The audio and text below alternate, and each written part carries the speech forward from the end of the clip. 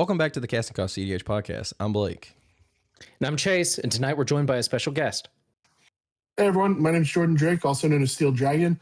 I'm one of the two members of the Drake Academy, along with my wife Lily, and then I'm the captain of the cEDH team Monolith. So, repping the Monolith shirt here tonight. So, thanks for having me on. I appreciate it.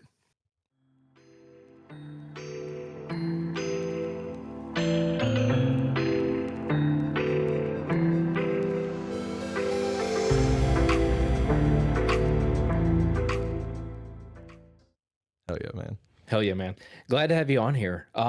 Dude, you definitely have been trying to kick ass this past year on some TNT. I'm glad to see that we're forming Monolith, and I think it's really cool that you and Lily are doing the whole Drake Academy stuff. I think that's awesome.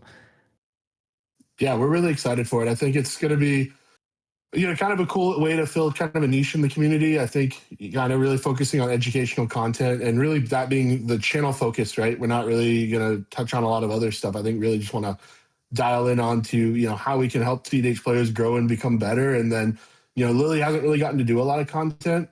So I think she's really excited for the chance to jump in there and kind of get her voice out there as well. So we're pretty excited about that. And we've got some cool stuff planned, and I'm really excited. I think we're going to shoot our first episode hopefully tomorrow, and then hopefully be out later this week. So, hell yeah, dude.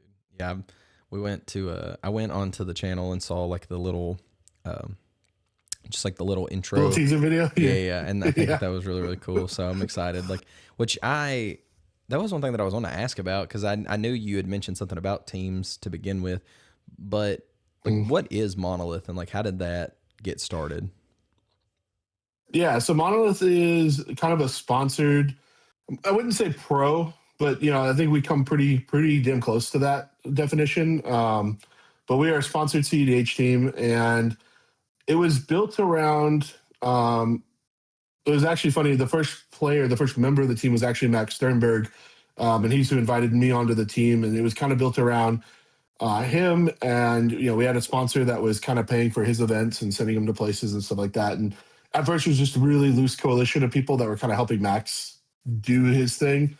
And then it kind of became a little bit more formalized, probably in February of this year. And we were behind the scenes kind of doing a lot of stuff, but not really I would say we weren't really doing too much. We were, we kind of voted on the name, and then we kind of were just again, we were just kind of a loose coalition of people.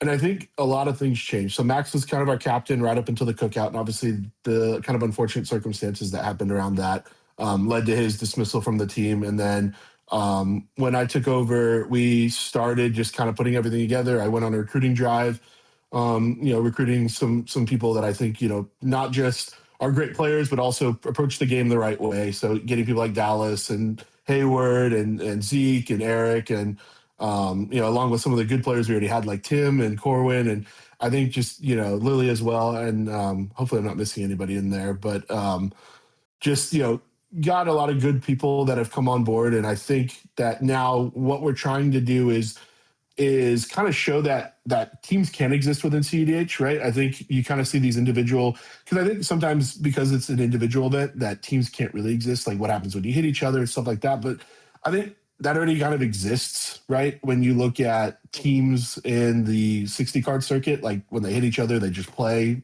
It is what it is. And we're trying to basically bring that element to the game, and hopefully that brings in more attention and more sponsors, and maybe professionalizes things a little bit, and we get some more circuits going, and bring in more cash infusion into the format, and maybe get this whole thing endorsed by WotC one day. I think that's ultimately the goal of the team, is to really professionalize and kind of bring forth some of that stuff and, really create an esports environment. And hopefully, we'll see what happens, right? And hopefully it takes the format forward a little bit, but that's ultimately the goal. That's what we're really trying to accomplish. No, I think that's really cool. I was giving Chase a second to say something. I do think that's really cool. It is funny to me because I know that a big thing for a lot of people in the space, and I think that whenever people hear teams, for some reason they always just think there's going to be colluding and shit like that going on at events. And it's so funny to me because I feel like while you want to see your team members succeed, there is nobody you want to see succeed less against you than your teammates. Anytime me and Chase end up in a pod together, like it's basically just two people playing like a 4-person game, and then me and him just like trying to beat the hell out of each other in the game. And so it's bad. I don't want him to get a dub on me, and I know he doesn't want it the other way around. So I always think that is so funny. See, he thinks that, and I think what it ends up turning into is like one of us end up just like throwing the game in the direction of someone else. And that person typically ends up being Brandon on Shurikai. But from like the Nashville area, if you're from how do you pronounce his last name? Is it Lucia? Sure. Yeah. Is it? I think, yeah, because that's happened before in a tournament setting. But yeah, I kind of agree with him. Like, you know, I think that for us, you know, as far as like content creation, not necessarily on a team, like when we've played against each other, we definitely don't like, we are very competitive against one another. Outside of that, like if we're playing it and like just like kind of like shooting the shit and talking about things, like, yeah, we want to be able to improve and like discuss these talking points and things like that. But the moment we are in that tournament setting, fuck them. That's where my mindset is on him in particular. So. Oh yeah. I mean, Lily and I have played against each other like 20 sometimes in tournaments, just hitting each other. I mean, obviously we always travel together, and we always hit each other. And I will tell anybody, the person I hate playing with the most is my wife. We even joke during games, we're not married anymore. It's knives out, you know, cutthroat.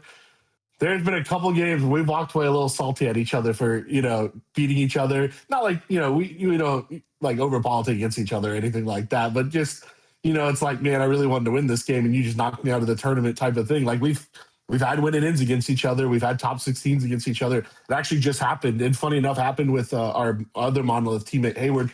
It was a triple Monolith pod in the top 16 at this one particular event. And it was just like, what are the, you know, we were hoping if we were going to all hit each other, it'd be in the top 4, instead having that unfortunate pod. And then, you know, cutthroat at that point, like poor Hayward. I think between Lily and I, we silenced Hayward, who's on RAL 6 or 7 times that game. And just every turn, it was just like, nah, get silenced again. It's just over and over and over again. Poor Hayward. So like, I agree, right? When you're going up against your teammates, like, I think there is that worry. We within our own team, we actually have a like a rules of engagement document that we follow in terms of like how to conduct ourselves when these kind of things do pop up and we do hit each other. But for the most part, it's a pride thing, right? I don't want to lose my teammate. You know, I don't want to lose my wife. I want to go home and be like, ha ha ha, the whole way, you know, the whole way home. And so, That's funny. yeah, I think that happens more often than not. Yeah, and obviously, like you could leave those discussions, whether it's on the way home or in Discord or anything else. And I'm just gonna throw that in there real quick because we haven't done it yet. But as I'm bringing up Discord, if you haven't joined our Discord, go ahead and join our Discord. And if you're in the state of Kentucky, join that as well. If you're listening to this now and you haven't subscribed at this point, we don't know where this conversation is going, but go ahead and hit the subscribe button down below, like the video too. And, you know, join our Patreon, things like that. Just plugging that in before Blake gets on to me for not doing it in the beginning before we got into this discussion. Now let's get back to our program of this, of whatever it's going to turn into. But yeah, dude, definitely, like, I think the concepts of the teams, like even there, like when you're describing like having like this like document that's a code of conduct and like this is how we're going to carry ourselves and these are the things we're going to be focusing on to continue not just, you know, getting better as players, but like building more and more of our presence like within the scene and wanting to be seen as professionals and things like that. Like it had to happen eventually, right? Like and so it's kind of like what I was saying earlier, like you have definitely been at the forefront of this movement. And I think that is awesome that, you know, you are doing this. And like we've ran into some other teams, like in our area, I think we see quite a few of like the lemon pepper wet guys. Yep. And those guys have been awesome. They're fun to play against, super fun to be around just in general. I know Blake has had kind of a lot more experience in with talking with them and things like that than I have. But yeah, I think that seeing all these teams pop up is a really, really good thing for the growth of our format overall. like we've got the team showcase at the Boil, right, where it's going to be like Zen versus Monolith versus Lemon Pepper Wet versus ABCDH, and I think that's it's such a cool moment in our format, and I think that there's it's the Cordelino wine mixer where it's like another team event coming up, so I do think we're going to see more and more of this team stuff, and I think there's some incentive for people to group together and to I think cEDH is for me. It's most fun when I've had a good group of people, and so some of my friends they don't play as much anymore, and so having Monolith has been a really nice. Um, I wouldn't say replacement, but just like it's been a nice. It's nice to have a good group of people that when you go to tournaments that you look forward to seeing, and that they're there for you. We're there to hang out, and we've got each other's backs, and you're not just it's just me and I'm just showing up to play, and I don't really know anybody or anything like that. I think obviously it's right. It's the gathering has always been the best part, and I think that the team aspect just really helps amplify that even more so. And I do think we're probably going to see more. I hope we see more of it going forward. At least I think it's been really cool. It's been a cool project to be a part of. I am curious, just what when you say like obviously like a team, just so people understand like what exactly you mean by like a CDH team, like what are you all doing for each other, I guess, to like make y'all a team? Is it just the show like going to events together, or do y'all like intentionally like practice together? Do y'all travel together? Like what makes you all specifically like a team? Yeah, so I think the biggest aspect is we have, like I said, we have sponsors that pay for our events. So when we go to places, we're usually advertising and we're getting covered for advertising and for doing some other stuff, and having kind of the team show up and play. And we've got a lot of really cool partners that we're working with because of that. We've got some, we've obviously got the gear and the uniforms and stuff, and we've got some jerseys that we're working on and putting some logos on those for some of our sponsors. So, at that point, we become a little bit like the NASCAR drivers, a little bit of walking billboards, which will be really cool. I think we do have mandatory practices every week that our players show up to, and we jam games together and try to teach each other and get better. And it's really cool because you're getting to practice against some of the other best players in the world, and iron sharpens iron type of thing, right? So we're just constantly grinding against each other and getting better. And I think anyone who's kind of on our team will tell you the same thing, right? That we've all gotten a lot better just by having these constant games against great players. Because most of us, I think, are at a point in our careers where we can top 16. I wouldn't say routinely because I don't think anyone, right? I mean, even the best of us only have like a 60% conversion rate, right? So I wouldn't say it's routine, but I think most of us can get to top 16, on a frequent enough basis to where it's like, hey, how do we start to close the gap now from that getting to that top 16 to actually winning tournaments? Because I think that's always the toughest part is not only did I just get there and not being satisfied with, hey, I'm now at top 16, but how do I close the deal and get the win?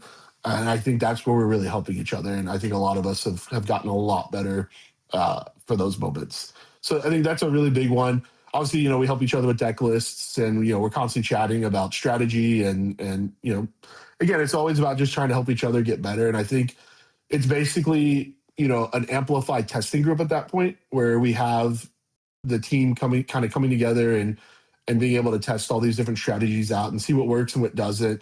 We do travel together. We try to room together when we can, and obviously if you go to like our Twitter, we've got a lot of photos of all of our different players. Where it's always cool when you get to come out and you get to rep the shirts and we're all in uniform together, and it's kind of sick. It's really cool. It's cool moments to have, and cheering on your teammates, and again, just having a group that you then get to come back to when like maybe a round goes rough, and getting your head back right and getting into the next one, or just a group that cheers you on, and you having those really cool moments. So there's a lot of benefits to it so far. Yeah, and a lot of the points that you're bringing up, like, and with what you brought up, it's a kind of a really good segue into like the kind of I guess the main thing for tonight, and talking about like how to bust past plateaus, and like being able to recognize whenever you've kind of reached a plateau and you're playing. Like a lot of what you're talking about is not just the fun aspect of it, but I feel like this sense of like holding each other accountable, right? When you're talking about like having certain discussions on things, the mandatory practice, making sure that having support from one another. But there is a big accountability piece, I feel like, that's within that. And I think that is something that often goes like outside of like if you're doing teams, or maybe even if you have a dedicated group that, you know, in your local meta or anywhere else that is dedicated to intentional practice, but in just like more casual games of cEDH, or just like, hey, you know, we're meeting and we're playing, like that accountability kind of goes out the window, I feel like, a lot of the times. And so I think that that's cool that you guys are not only just trying to hold each other to that standard, really, but continuing to strive and find ways of pushing past those barriers that you're finding for yourselves together. Yeah. Yeah, because we all get stuck, right? I don't think any player in this format would even say, like, oh, I've always had success the entire time. And I've never had a moment where, like, hey, things didn't go quite the right way. And it's, you know, having those moments of, like, how do I get to this next point of, like, how, you know, maybe I'm top 16 a lot, but I'm never breaking through to that top 4 moment. Or, you know, these tournament wins are eluding me, you know. And so everyone's got a plateau. Everyone's got somewhere where they can break through. Yeah, no one in this format's perfect. So I think, and the goal that we're all trying to reach is to, you know, if I could win 20 tournaments in a row, great, fantastic, right? Is that reality? Probably not, but why not make that the goal and you know, see where we land? And I think holding yourself to that high standard is good, and having people around you who will help you hold to that high standard can be good. Obviously, you don't want too high of a standard that's going to burn you out, but I think, you know, I think it's always been nice to have that good group of people who's going to help you. Now, I am curious, and obviously a lot of us that are watching are probably not going to be able to relate to this feeling, but like when you're going out there and you do reach that goal, you're like, man, I really like, I want to bust through the top 4. And then like, okay, you busted through the top 4. And then you're like, man, I really want to win a big event. And then you win an event that's like 300 plus people. How do you stay motivated, I guess, like after that, whenever you're like, dude, I did the thing that I wanted to do? How do you, I guess, like, how do you keep coming back and being like, yeah, I'm like, you know what I mean? Like, obviously, like the idea of like, I want to do it again, but like, whenever, say, the next time that you play in an event, you don't obviously end up hitting that goal. So then, like, how do you keep staying motivated to be like, no, I need to keep coming back? Like, I'm going to keep improving. I'm going to keep improving. I'm not just the best because I topped this big ass event. Like, how do you, I guess, like, stay in that mind space? Yeah, I think that's really tough, right? Because I think, and I kind of went through this at the end of 2024, winning the Boyle, and then kind of my introduction into 2025 was getting my teeth promptly kicked in at the Royal Rumble, you know, at the beginning of last year. And that was kind of a wake up call to, like, hey, just because you did it one time, you know, you thought you climbed the peak, you think you might be the best now, and then, you know, promptly reintroduced to the bottom again. And it was demoralizing. I definitely came home from Boston and then I got sick. So it was just like double whammy. But I definitely came home from Boston a little demoralized. And I think the next tournament was also a little bit rough. And I think for me, the biggest thing has just been finding why I got into the format in the first place. It wasn't to be the best. Like, that's not why I started playing cEDH. I played cEDH because my friends were playing it and I was having fun playing at a different level of game than I was in the casual commander space, where I was getting a little frustrated at, you know, people not enjoying playing against me, not enjoying the decks I would build. And nobody ever complained about my, well, that's not true. People do complain about my cEDH decks, but it's a little different now. It's mostly just Lily because she has to play me so much. But for the most part, right, we're all playing on the same level. We, you know, there's no misunderstanding about what bracket we're in or anything like that. And so kind of what's re-energized me, because I think I was really struggling mentally through most of 2025. Right up into the Invitational, I was really on the fence of whether I even wanted to continue to play cEDH. People around me will tell you, like, I really was really hard contemplating leaving cEDH after the Invitational and being done and just doing something else. Didn't know what, but I was not sure that I wanted to continue to play. But the Invitational really reignited why I was playing, right? I was having a lot of really fun games. The mental challenge was back. I felt like I was just having a blast. And even in games where the results weren't going my way, I was still having a great time.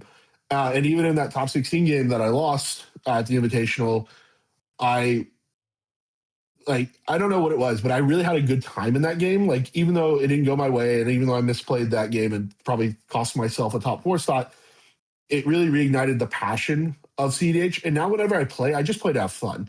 I'm not really stressing whether or not I'm top fouring or I'm winning.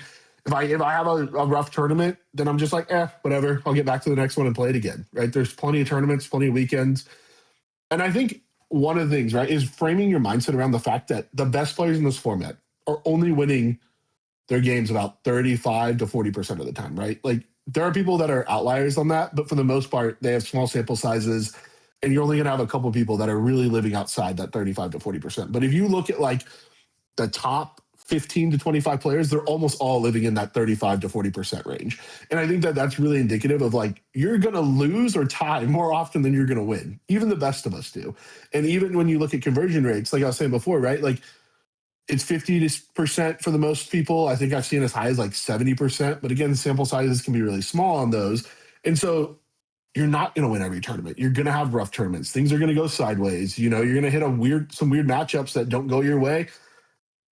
As long as I'm having fun, and I've been having a blast playing around with my deck lately, and I've been goofing off some other decks that was really fun. And I took Voja to an event, which was nutty, but I had fun with that. The deck's not good, but I was having a blast.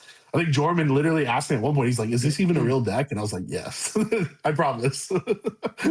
Right? So it's like, oh, whatever, right? Like, just have fun. I think that's been the biggest thing that's helped me mentally get kind of back to like, why am I still playing? Because I love it and I think it's fun, and um, worrying less about the results and just having more fun with the process has helped me actually just execute better. And I've been a little bit more consistent since the invitation. I think I've only had like one maybe tournament where I didn't top 16, maybe two since the invitational, and I played like 9 or 10 of them. So I've only played a handful of tournaments where I can, just because I've been kind of busy. But I'm still sitting in like the top 10 for invitational points, and I haven't really played that many tournaments. So, and I've only played like one platinum event, so I feel pretty good about where I am in the process right now, and I think that's been really kind of helpful. Yeah, dude, absolutely. I think, just as much as I was saying, like the accountability piece is something that I think often gets overlooked. I think a lot of people struggle with that whole like the kind of the mental side of it, and like trying to, like how you said, like trying to like reframe or like put themselves in this mindset where they are focused on having fun. Yeah. And where that has helped you, and I think that that is something that a lot of people need to keep in mind, because I guess I couldn't help but think about this whenever you were talking throughout that. Is like, not only is it this idea of having fun, but when you're having fun, I think you can more so keep yourself like in this space where you have reasonable expectations for the outcome of whatever the event is. Like you're not so focused on the win, or so focused on making top cut or winning the whole event, that it drags you down. But you can still create the sense of like, okay, I'm having fun. What's reasonable for what I can achieve out of this event? And I guess that's kind of what I was thinking about, is like, where if people are wanting to like break some of those barriers or push past plateaus and things like that, what would you say are some like reasonable expectations people should have, or more, I guess not even just reasonable, but like realistic expectations with that? I think anyone on any given day is capable of probably taking it out of tournament. Like I legitimately believe that. I think any deck on any day, right? The right this game is too variable, and that the right circumstances can always come together for the right player, and it all happens, right? You draw the nuts every game. You get the right matchups. I mean, there are plenty of players who've taken down tournaments, even big tournaments that might still be chasing kind of that high again, right? Trying to catch that same lightning in a bottle, and it hasn't happened for them, and they're probably beating themselves like, what am I doing wrong? Like, I did it once, why can't I do it again? And I think it's easy to get into that pattern of like, well, maybe maybe I was just lucky, maybe I just stuck. And even though I do think any player can catch lightning in a bottle and win that tournament, to create the consistency to do it multiple times, I think requires, I think first and foremost, being really honest with yourself about, you know, what went right for me and what do I still need to improve on? Because I think sometimes people can get into this kind of, I think it's this mindset of like, hey, I did it, so I can always do the same thing and it'll always achieve the same results over and over and over again. And getting stuck into this mental loop of like, well, if it didn't work the first time, maybe it's the deck's problem or maybe it's this problem because it can't be me because I've accomplished this thing once. So I think the first part is being really honest with yourself about where you need to keep improving upon. Because even though maybe you made mistakes, they didn't bite you in the butt that day. Maybe they're biting you in the butt now. So like for me, I'm really bad about missing triggers. Like I just do it. I know I do it. Sometimes I just kind of get lazy in games, or maybe I'm not paying attention to where I should be, and I drift off a little bit, and I'm not paying attention, and I miss triggers. A lot of games it doesn't cost me, but definitely it's cost me a couple of games where I'm like I should have been paying a little bit more attention, and I missed like a smothering type trigger that would have changed my game dramatically, right? Even 1 mana. So being honest with yourself about where areas you can still improve upon and where your weaknesses are as a player, and where you can continue to refine that. And I think as long as you're constantly having this conversation with yourself about it's not luck, it's not the deck, it's me as a player. Here are the areas that I am deficient in, and here's where I can continue to improve, right? Until you've completely mastered this game and you are winning 100% of your games, there's always something you can improve. I think that's something that a lot of people need to understand. Like I don't know how to explain this, but I think that a lot of people just they don't comprehend the fact that like this is still a skill-based game. Like there's a lot that is on you to get good. Like too many people will put a lot of pressure like on the deck they're playing, or like you said, just stuff that falls under that like category that's kind of like outside of your control. Like when we were talking with Zach, I mentioned this thing where like before we started recording, I was telling you like my main deck is like Zur the Enchanter, and if you ask most people, they're gonna be like, "Is Zur a top tier strategy?" Most people are gonna be like, "Fuck no, that's not a top tier strategy." I just really love the deck, and I'm like dedicated to being like, okay, I'm gonna make it good. It's like Bad Dog with like Kalia, you know what I mean? Like so, yeah. And so I think that was a moment where it helped me a lot, where I had this like, okay, I can, because we went to an event and I just absolutely like did fucking terrible. It was like the last event that I think I played in before going into 2025, and me and Chase, like that was right around the same time that we actually got the idea to start the channel. But he told me, because I was playing Zur, and he was like, hey, you should play Blue Farm. Like, it's just what you're doing, but with red, it's better. And I was sitting there thinking, I was like, man, I really do want to win. Like, I should play Farm. And then I just sat there for a minute, and I was like, do I want to win, or which I wouldn't have won with Farm. It wouldn't have mattered. But I was like, do I want to win, or do I want to win my way? And I was like, I think I want to win my way, which is like, obviously, Zur. And I think that sticking with the deck made me immediately realize, like, hey, it's not the deck's fault that I'm doing bad. These are skills that I can work on and I can learn. And then obviously throughout the year, I felt like I started to notice certain skills that I was deficient in, like pick up this, pick up that. Not that, again, like neither one of us are as accomplished of players as you, but like we're just kind of in that phase of like coming up and like trying to get better. So I think that it's cool that you do make a point to be like, hey, listen, like this is still a skill-based game. Like you can improve in certain areas. Don't blame the other players. Don't blame the deck. Don't blame the weather that day or whatever. Like it's on you. You know what I mean? So I think that that's cool that you keep that. Yeah, because it's really easy to scapegoat, especially the deck, right? It's like, oh, well, maybe if I had like these 4 different cards different, but the 100-card singleton, right? Like generally 85 of your cards are defined just by the deck you pick and the archetype of that deck. And generally, as long as you're picking something that has proven to be somewhat consistent, right? I mean, like you say, Zur, right? Is it a top tier deck? No. Is it still an Esper shell? Yes. So it can clearly still win a lot of games very easily. So it's not like, it's not like you're running, I don't know, mono green, Galta, and your only win is combat damage, right? Like you're doing the cEDH thing. And so I think I agree, right? It's a lot of people want to blame the deck. And I think when you go down on like lower meta decks, it's not that they can't win, it's that your play just has to be that much tighter, right? You can't afford to make the same mistakes. I think Blue Farm, Kinnan, TNT, some of these other higher tier decks, what really sets them apart is they're a little bit more forgiving on mistakes, especially decks like Blue Farm. And so when your play is not as tight, it's a little easier to recover when your whole deck is good cards, right? But when you're playing decks like Zur, or you're playing decks like I used to play Niv Mizzet, I played Marnius for a while. Those decks that I have a little bit higher of a it's not even like a skill ceiling, right? It's just we don't run as good of cards, and our strategies are not as quick or as good as the other strategies that you could be running. So then it becomes the goal becomes that my play has to be extremely tight, and every mistake I make is amplified by the fact that my deck doesn't have access to the same good strategies. Right, if you're playing a breach deck, your strategy is very simple. As long as you played Rhystic Study and you put down a Grand Abolisher, generally in Blue Farm, you're probably going to win more games than not, right? You throw down Rhystic Study and you're probably going to win more often than not. In a deck like Xur, is grabbing Rhystic Study as your first card the right play? It's really going to be deck dependent. If you make that mistake and it's like, hey, should it have been Necro here or it should have been Rhystic Study? I think it, you know, right, that can really cost you.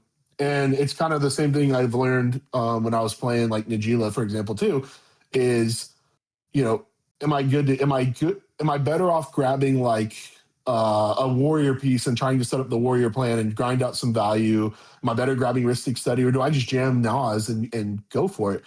And I think when you have these more extensive decision trees that exist within the decks, and your gameplay isn't like, when you don't have the same high quality card access, it just becomes really, really hard to make these decisions and make sure that you're making the correct ones. And every time you make a mistake, it hurts way worse than a farm mistake does, in my opinion.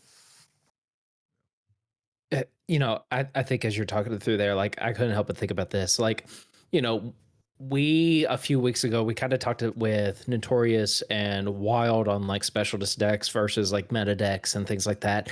But not necessarily focusing on that, but where you bring up the points on like some of the decks that are performing the highest in our format right now are being more forgiving.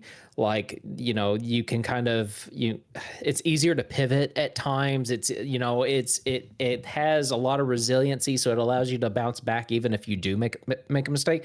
And then you're talking about the other end where it's just like you have to play the tighter lines. You have to be very specific and like on your sequencing and how you're approaching things in it.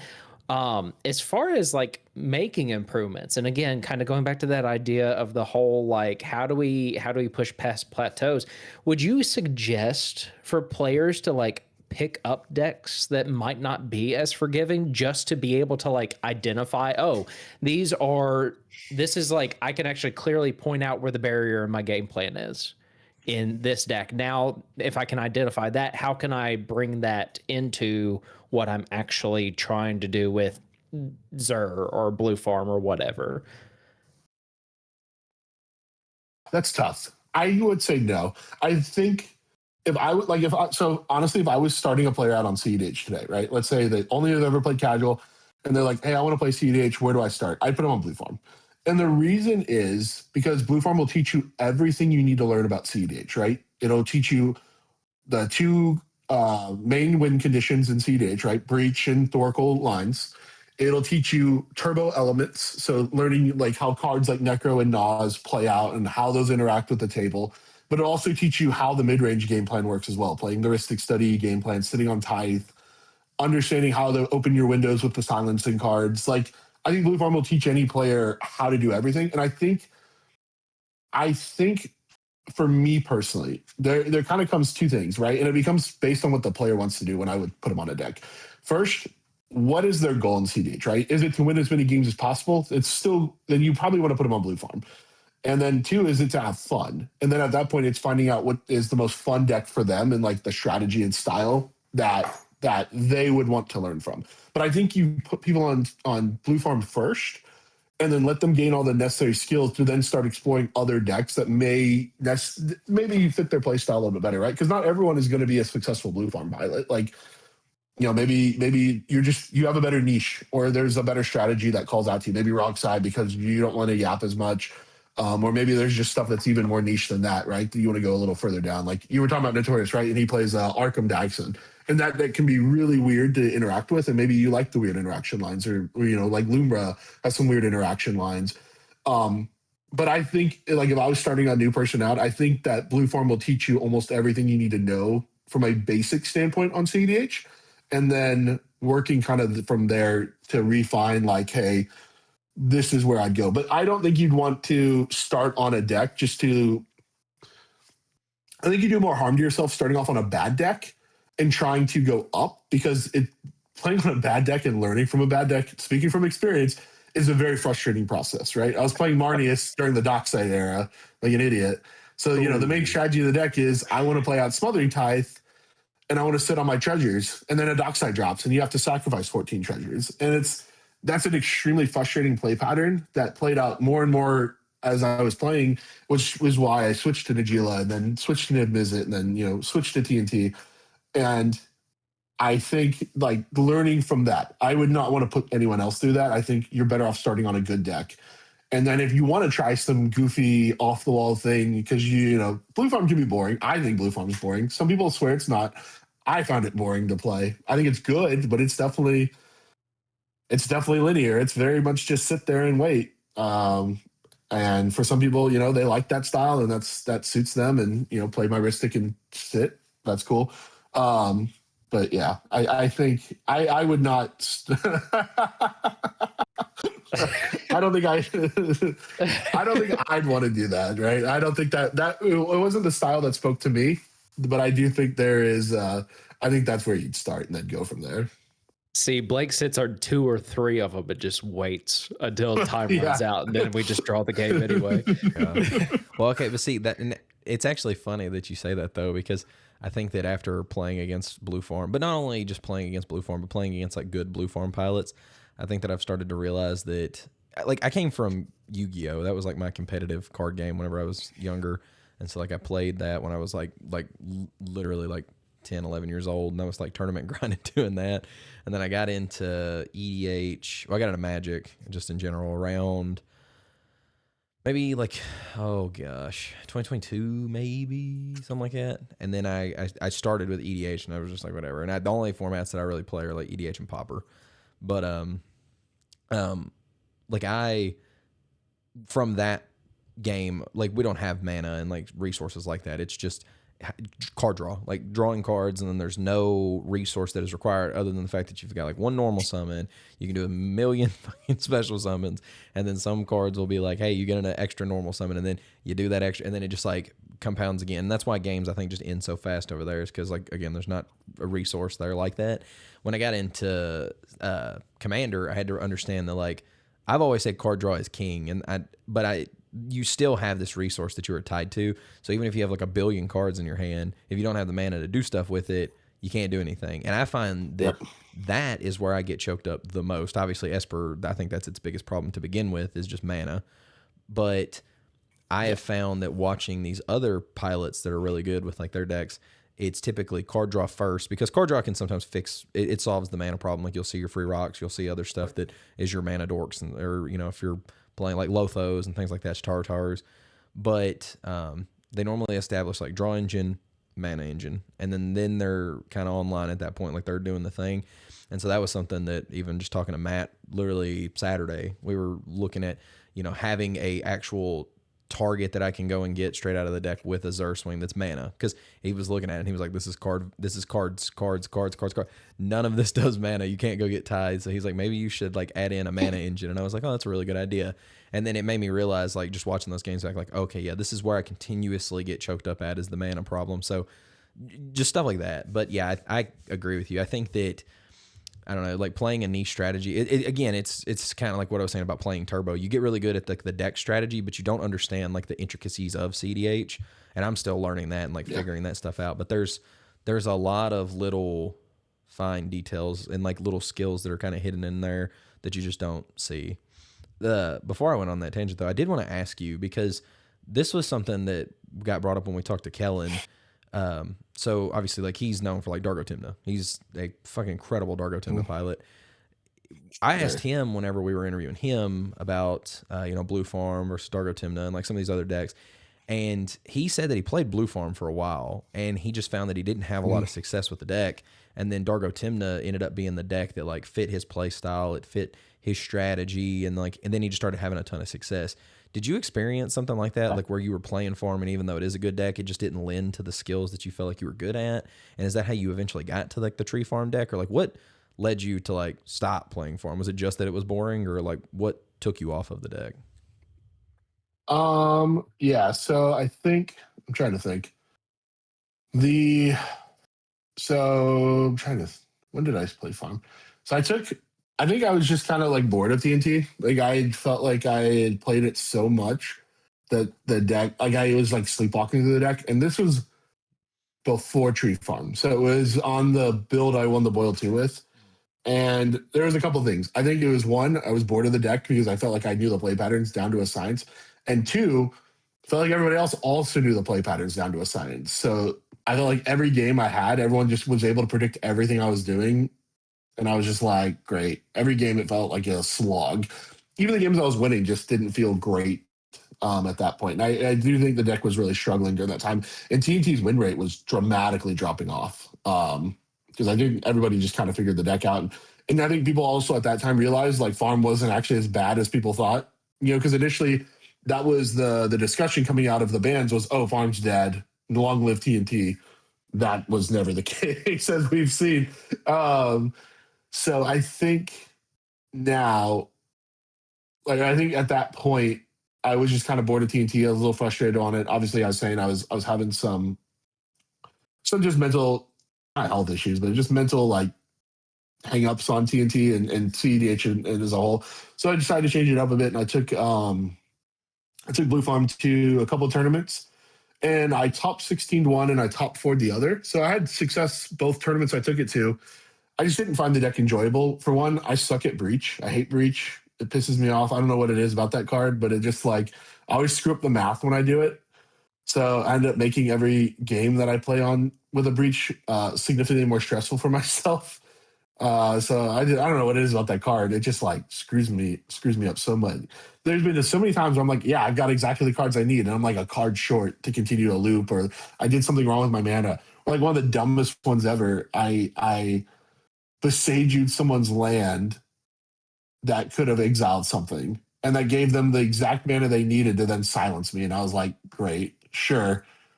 Realizing after the fact that someone told me like, hey, you had deflecting swat in your graveyard. You could have just deflected it to something else. I was like, thanks. Yeah, I did. And I had the mana for it too. I'm an idiot.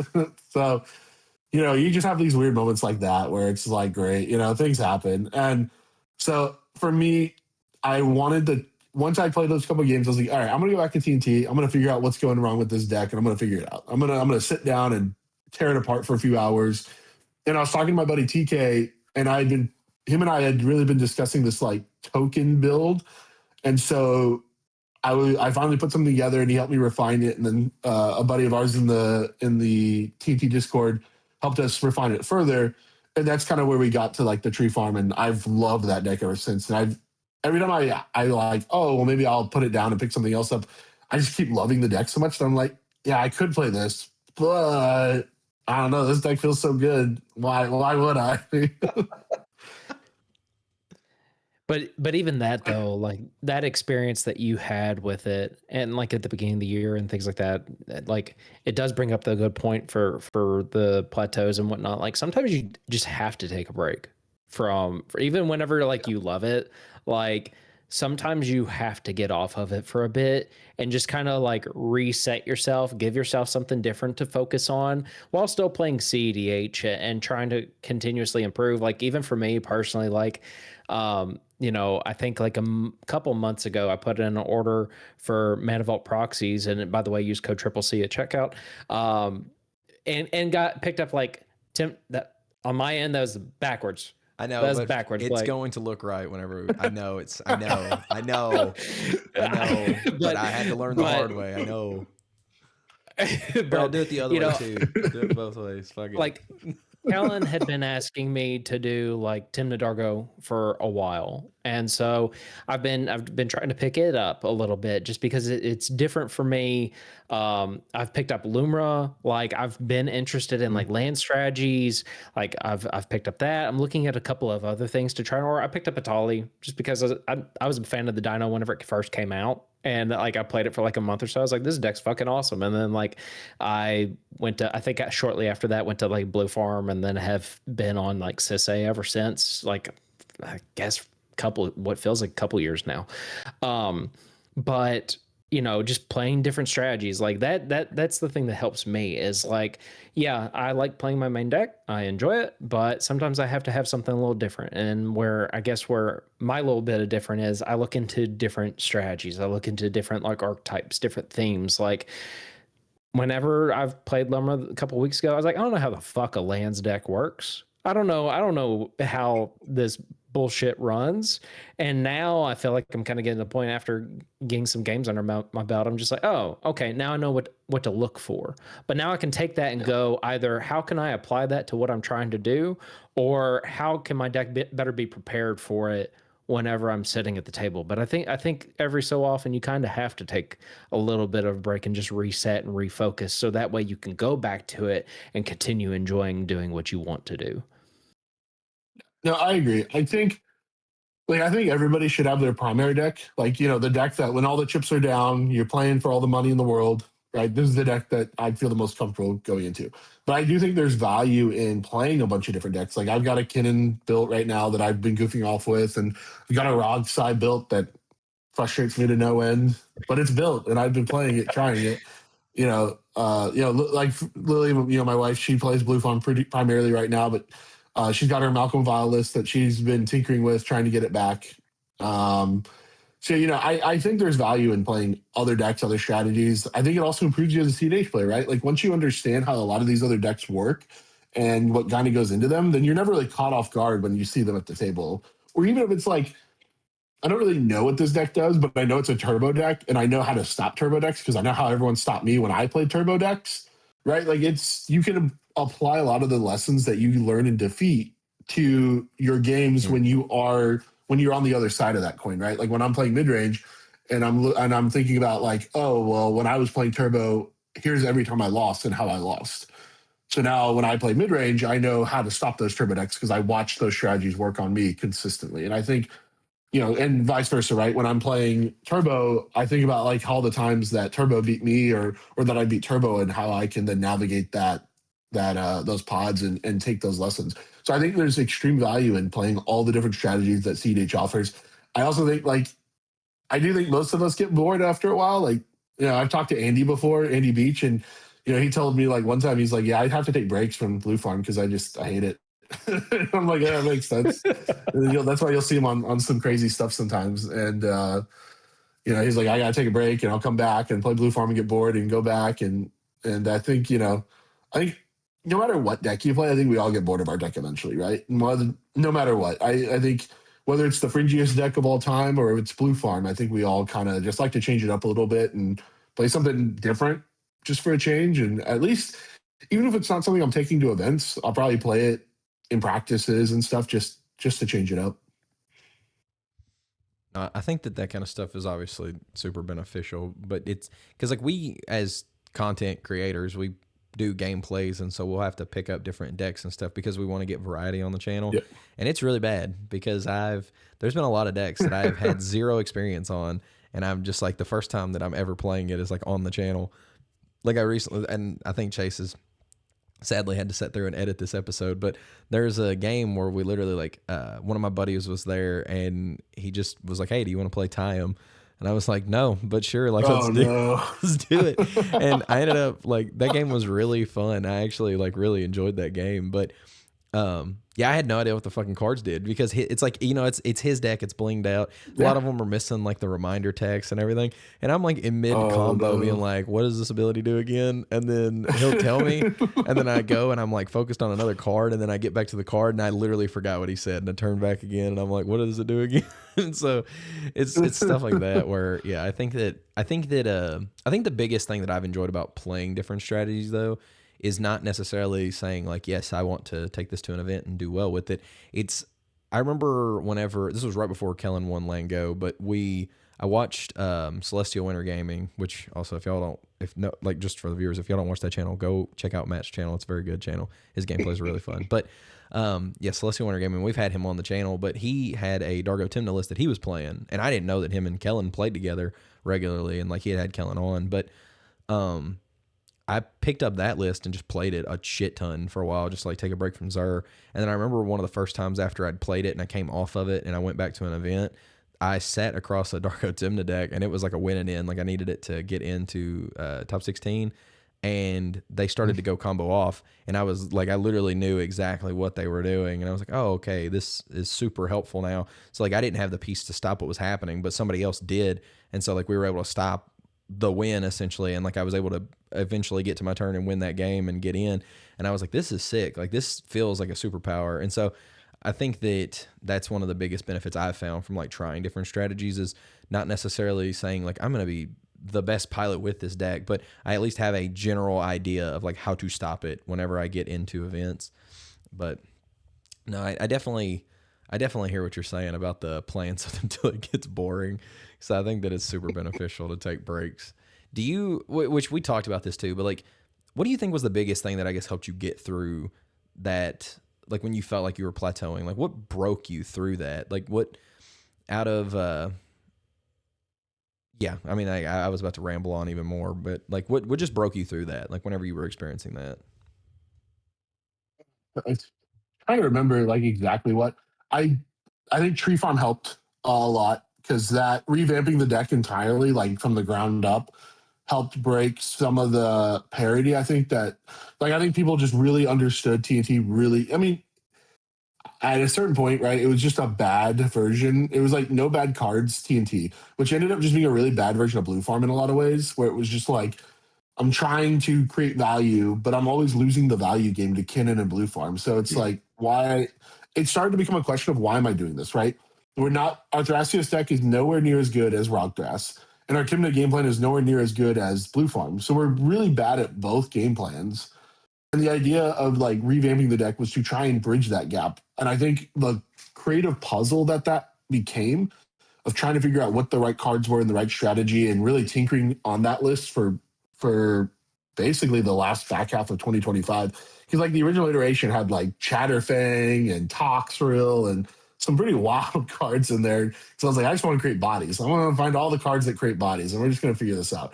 So literally, I think for the first like 3 tournaments, I rolled that deck out, and it had Toxrill in the 99, and I actually played it in tournament games, which is I don't know, it's a 7 mana slug, right? Like what a crazy cEDH card.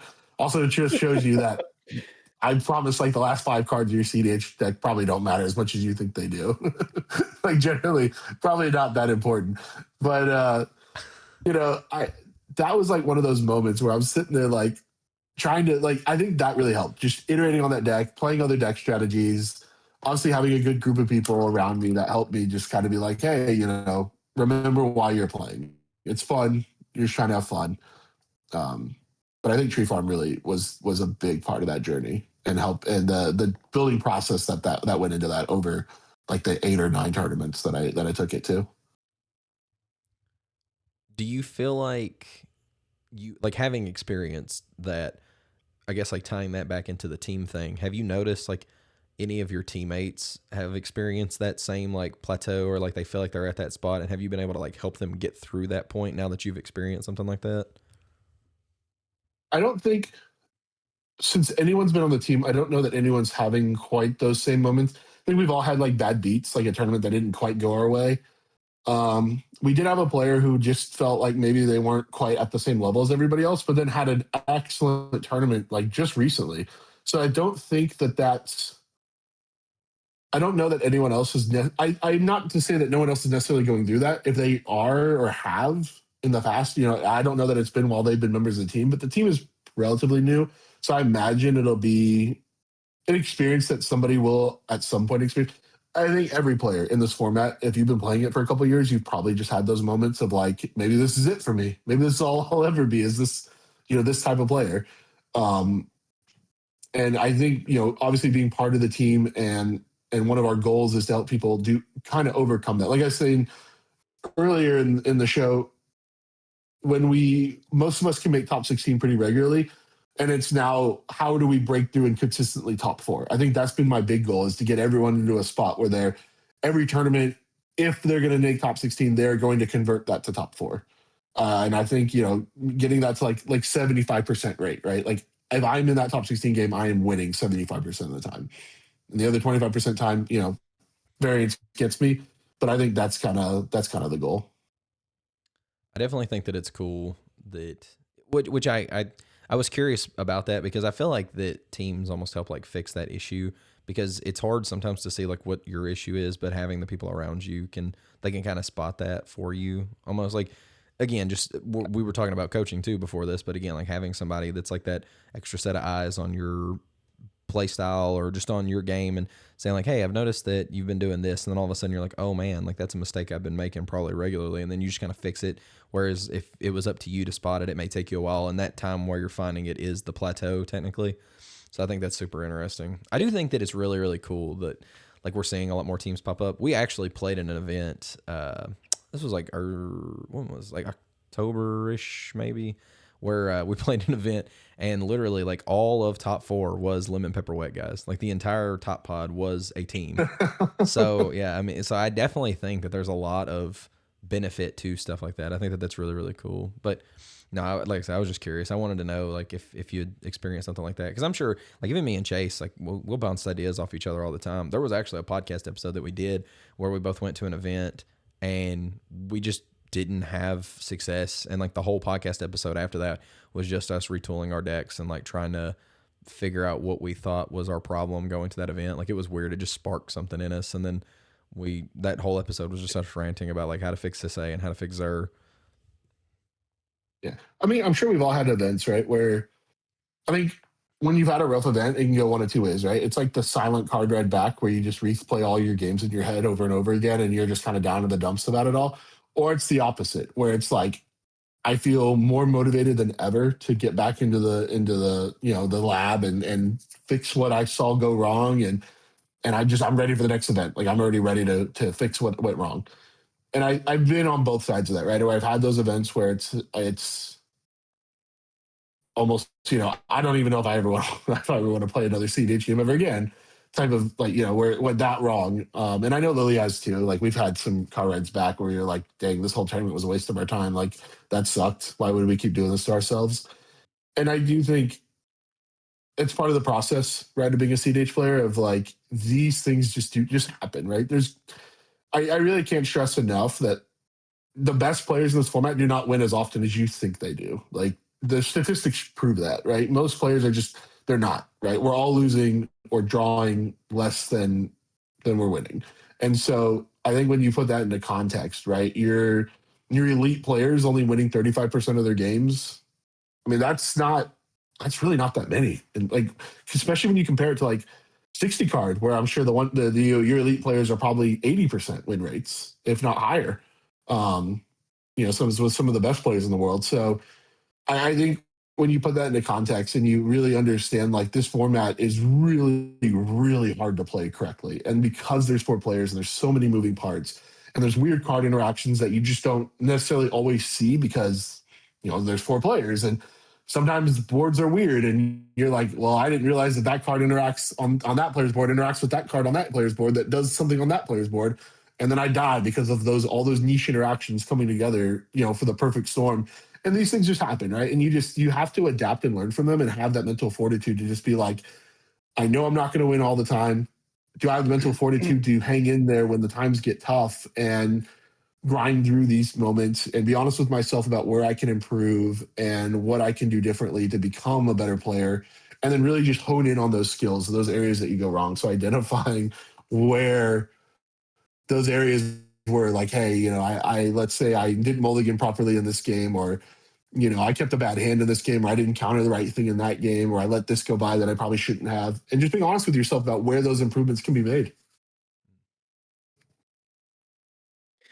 Yeah, and just being confident, that's something that I feel like I always really, really stress is like, regardless of what skill you were trying to improve on, what you need to focus on, what barrier you're trying to push past, or where you're at plateau wise and trying to like level up in your game, like you have to be confident in what you're doing and be able to take what you're saying of like, hey, this game may have happened this way. I need to learn from that, but I don't need to dwell on it and focus on it going into this next round too.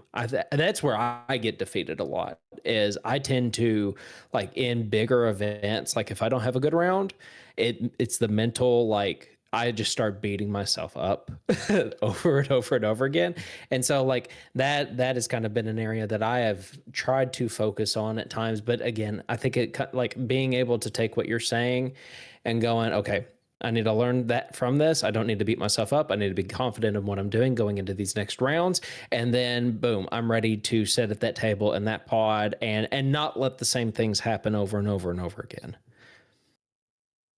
And it's not just confidence either, right? It's the confidence that you can do better, the confidence that you can learn and improve. And I think that sometimes gets lost in when I hear people say like, "Oh, I'm a confident player." Well, confidence can sometimes lead to cockiness, which can lead to I never make mistakes. It's the next fault. It's this fault. It's that player didn't play the right way and they threw the game to that player and that cost me the win.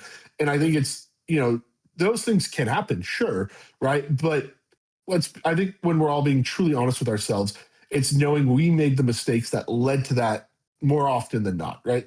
If someone turn ones you, sure, right? Like, what could I do besides mull for a hand that I wouldn't have kept anyway? Those things happen. You can't do anything about those. But in a game where it's like, I lost on turn 5, there's probably things you could have done differently within that game to change the outcome.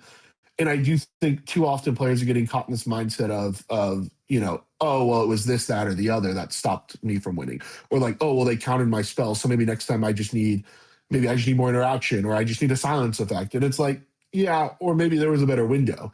Maybe there you just maybe you should have gone a turn sooner.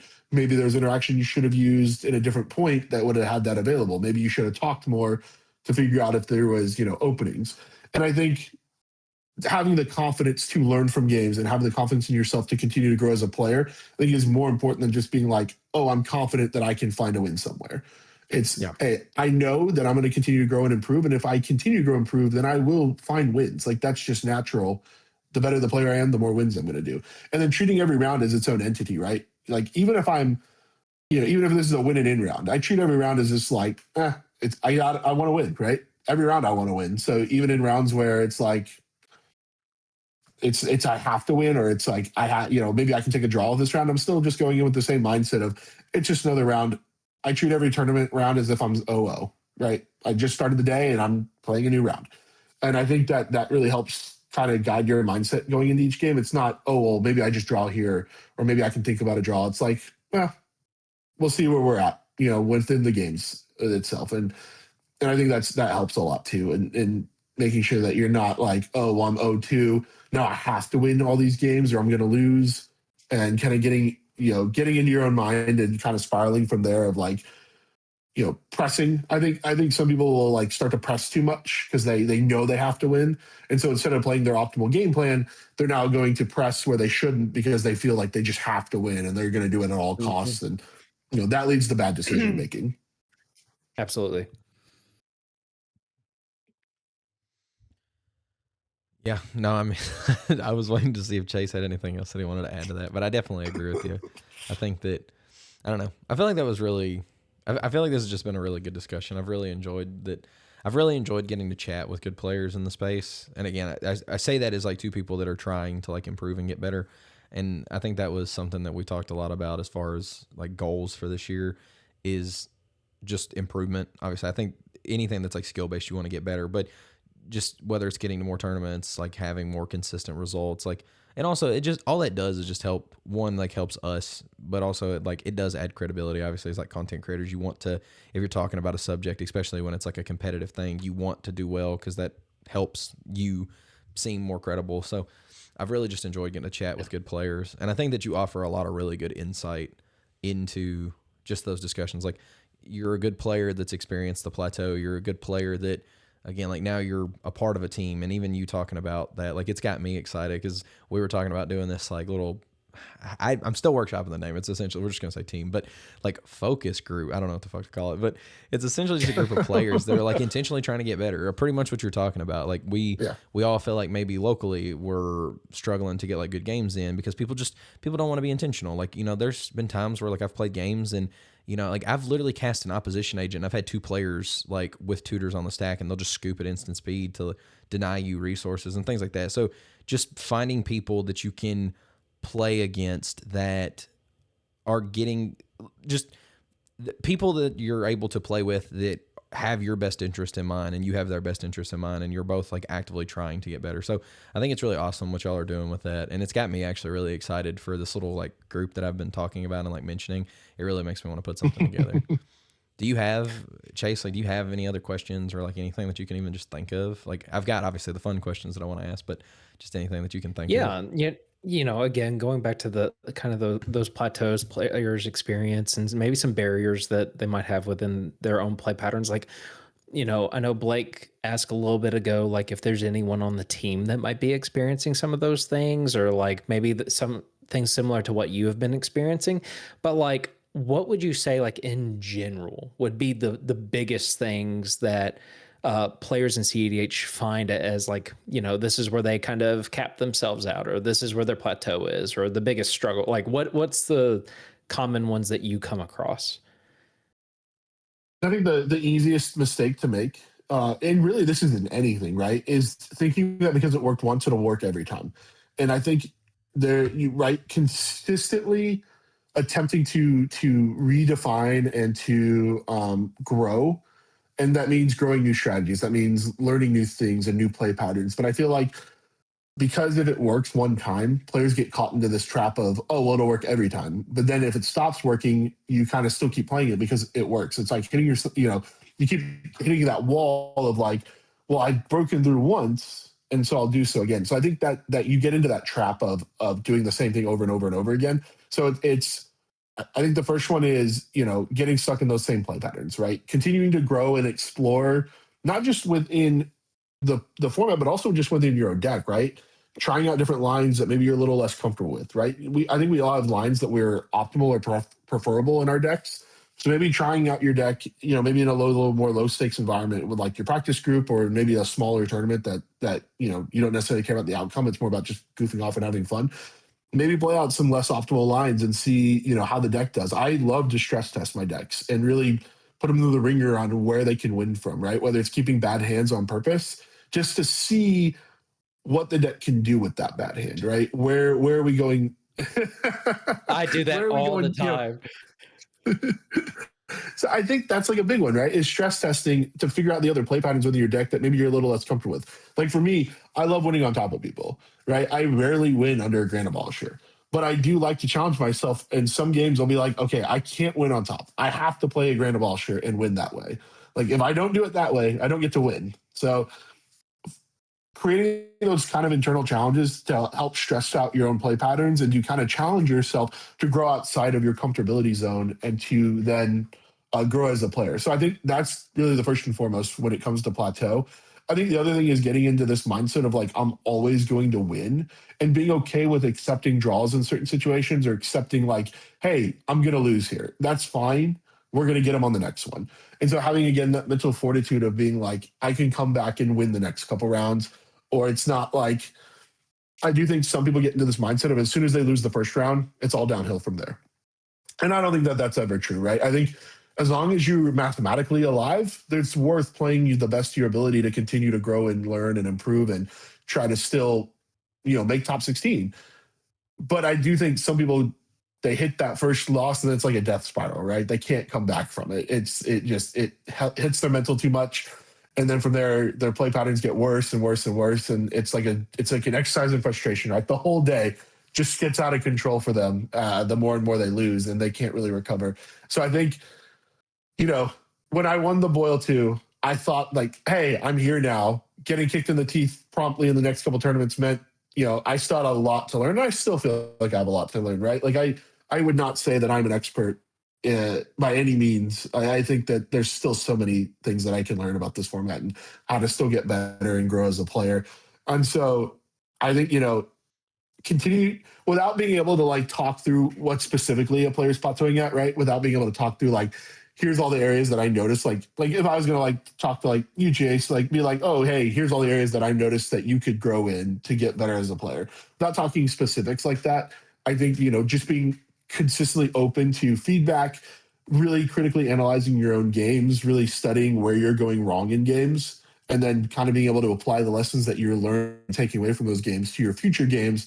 And I'm really big on like, I'm never going to make the same mistake twice, right?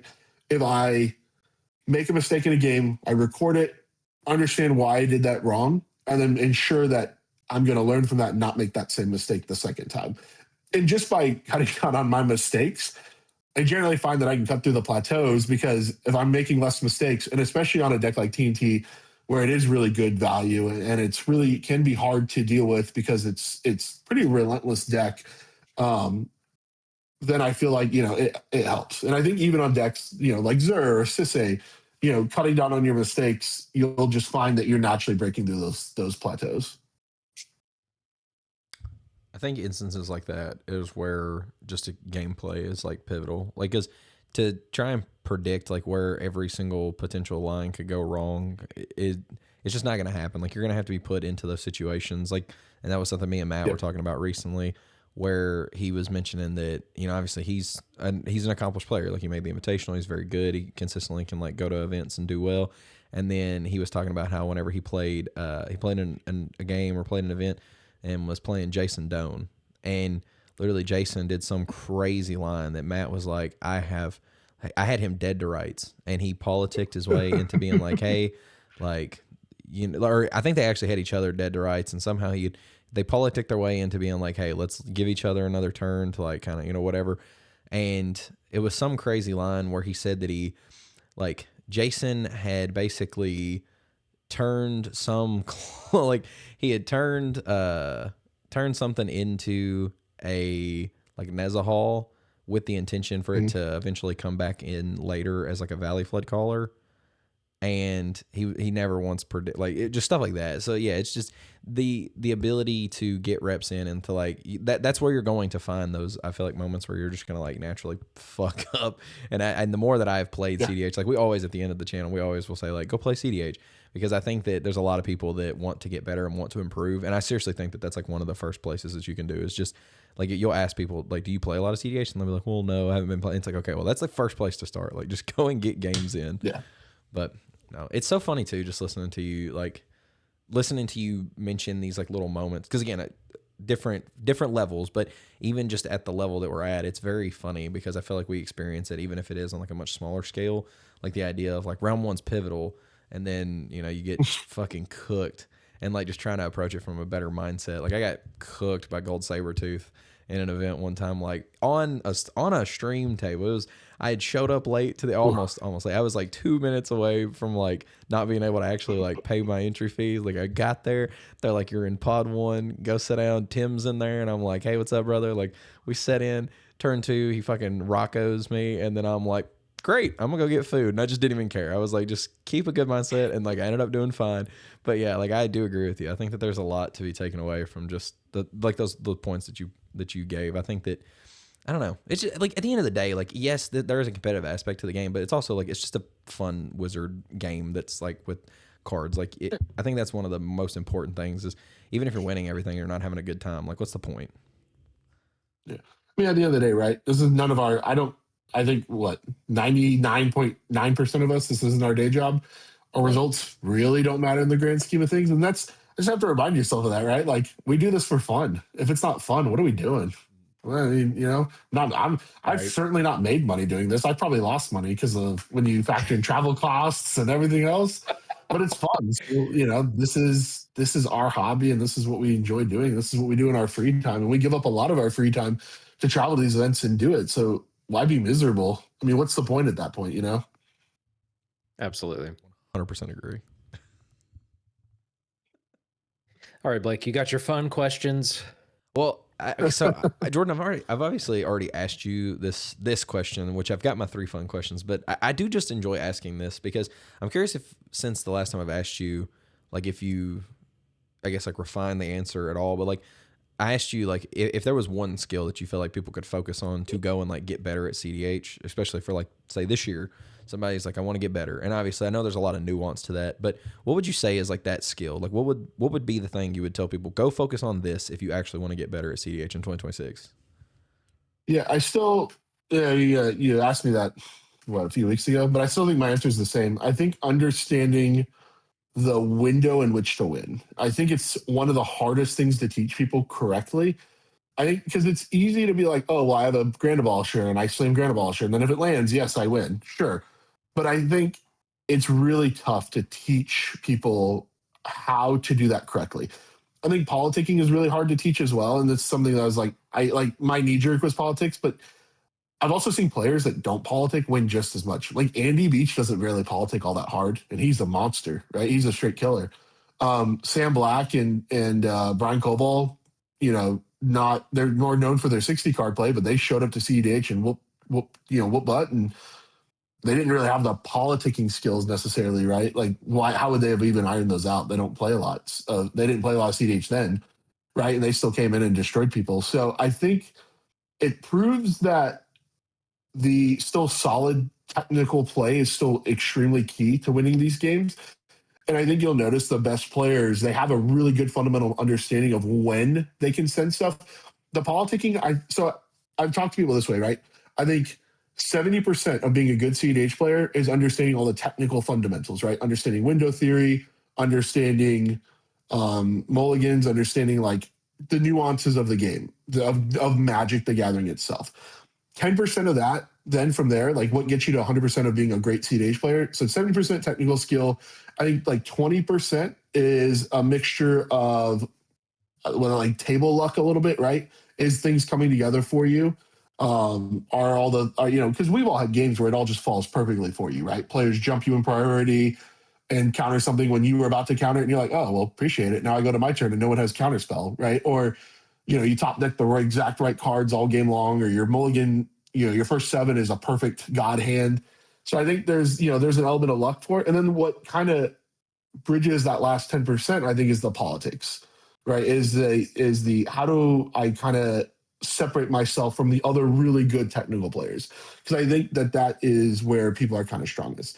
And some players can really make up for deficiencies in their technical skill by being really good politickers, but I still think they get caught by other really good technical players, because eventually when you're in a top 4 pod against other really, really good players, what are you yapping about, right? Like at a certain point, we all have good threat assessment. We all know what we're doing.